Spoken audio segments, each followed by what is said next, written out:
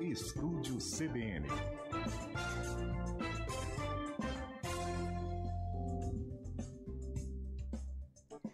Agora, 3h16, de volta para falar de economia aqui no Estúdio CBN. O Simples Nacional pode excluir 38 mil empresas aqui da região de Campinas por dívidas, viu? A Receita Federal está notificando essas empresas com o risco, então, de exclusão do regime a partir de janeiro do ano que vem. As dívidas aí dessas empresas chegam a 538 milhões de reais. Sobre isso, a gente conversa agora com o Túlio Carvalho, ele que é especialista em direito tributário, também mestre em Direito pela PUC, vai falar conosco sobre esse assunto. Túlio, boa tarde, bem-vindo. Boa tarde. Bom, Túlio, como é que essas empresas podem, então, se regularizar com o Simples? O que acontece se elas perderem esse prazo?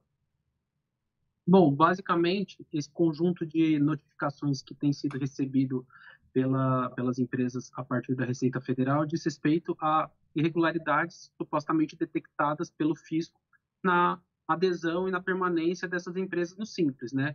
Normalmente, essas irregularidades consistem ou em estourar o limite de faturamento, que é de 4,8 milhões para permanência no regime, ou então a constatação de que essas empresas passaram a exercer atividades que não são admitidas no regime, por exemplo, atividades típicas do sistema financeiro, existência de dívidas, que é bastante comum, e também ter como sócios outras empresas e, normalmente, irregularidades societárias também, né?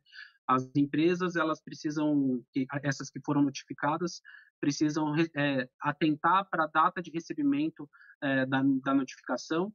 Caso sejam procedentes as afirmações ali contidas, é necessário regularizar dentro do prazo. Caso haja alguma discordância, alguma improcedência, no mesmo prazo é preciso impugnar pelo sistema da Receita Federal ou pelo sistema do Simples, sempre atentando para o prazo, né? Sob pena de a exclusão ser definitiva e um reenquadramento só ser possível em janeiro do ano que vem. Esses prazos são para todas as empresas, doutor Túlio, ou tem algo específico para algum tipo de dívida? Não, são prazos previstos em caráter geral pela legislação tributária que valem para todo mundo que recebeu a notificação de exclusão do Simples. Agora, doutor, essa dívida somada aí, a dívida de todas as empresas é alta aqui na região, né? Mais de 538 milhões de reais. A gente está falando de empresas de pequeno porte, dos microempreendedores. Essa dívida tão alta, ela diz respeito ao que exatamente? A gente consegue mensurar isso? Cada caso vai ser um caso, né? Não tem como colocar todo mundo no mesmo balaio, digamos assim. Cada empresa tem uma irregularidade, um motivo da dívida, né? Não há como a gente poder dizer, todas estão numa mesma situação. O fato é que, para quem foi excluído por causa de dívida, precisa ou pagar, ou parcelar, ou questionar a existência da própria dívida perante a Receita Federal, sob pena de exclusão definitiva mesmo, e só poder reenquadrar no ano que vem, uma vez regularizada a situação. E aí a gente está falando de quais tipos de dívida, né, doutor, que podem entrar nessa regularização? Não, são as dívidas dos tributos que são recolhidos dentro do próprio Simples, né? Então, dívidas de PIS/COFINS, contribuição previdenciária. Normalmente também acontece de haver irregularidade perante o INSS, né? E aí isso seria uma dívida previdenciária / tributária fora do Simples, que implica a exclusão dentro do Simples, e aí a pessoa precisa regularizar ou demonstrar a improcedência da acusação para poder reverter a exclusão. Lembrando, doutor Túlio, que pode-se parcelar essas dívidas, né? Os empreendedores, eles não Exatamente. conseguem pagar de uma vez só, mas eles têm que aderir, porque senão pode ser pior. Poderia explicar isso para a gente, por favor? Isso. Para a situação de exclusão por conta de dívida, quem não puder pagar à vista poderá parcelar de acordo com as condições indicadas pela Receita Federal nos respectivos atos de notificação, né? E esse parcelamento ele ajuda para aquelas empresas que têm pequenas margens de lucro, que estão em dificuldade, etc. e tal. Agora, caso a pessoa não pague, ela vai ser migrada para o regime de lucro presumido.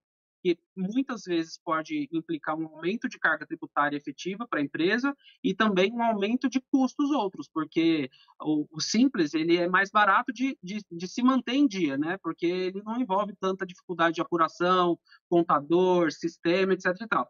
Uma vez que a pessoa migre, por exemplo, para o lucro presumido ou até para o lucro real, ela passa a ter que cumprir com um regime que é muito mais complexo. E isso pode não ser interessante para além do próprio aumento de carga tributária que, a depender do caso, irá acontecer. O próprio custo de se manter nesse sistema normal de tributação é elevado porque ele é complexo. E muitas dessas empresas, sobretudo as menores, elas não têm condição de cumprir. É muito complexo e muito caro também cumprir.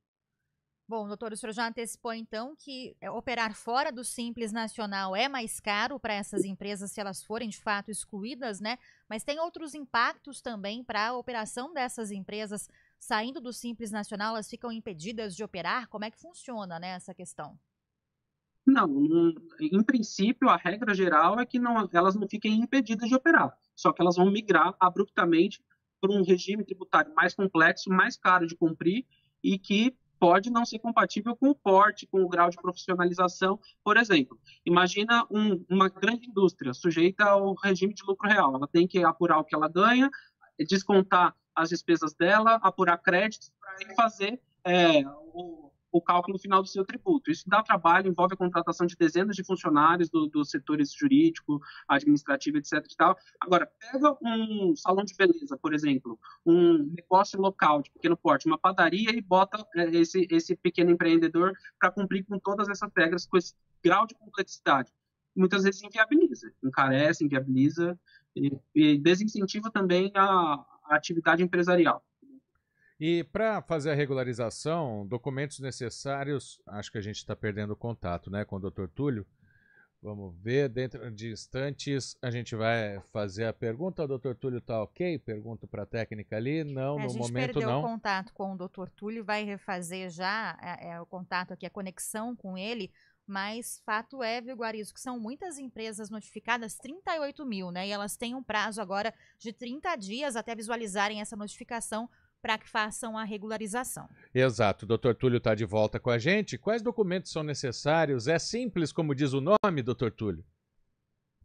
Olha, os documentos necessários são, na verdade, o preenchimento de um formulário que capeia a defesa, a apresentação das defesas, e para cada caso vai ter um tipo de comprovação, por exemplo, da improcedência da acusação. Aí, realmente, o contribuinte notificado vai ter que procurar o seu contador, vai ter que procurar o seu advogado para verificar o que ele tem que apresentar para efeitos de desconstituir as acusações que ele está sofrendo.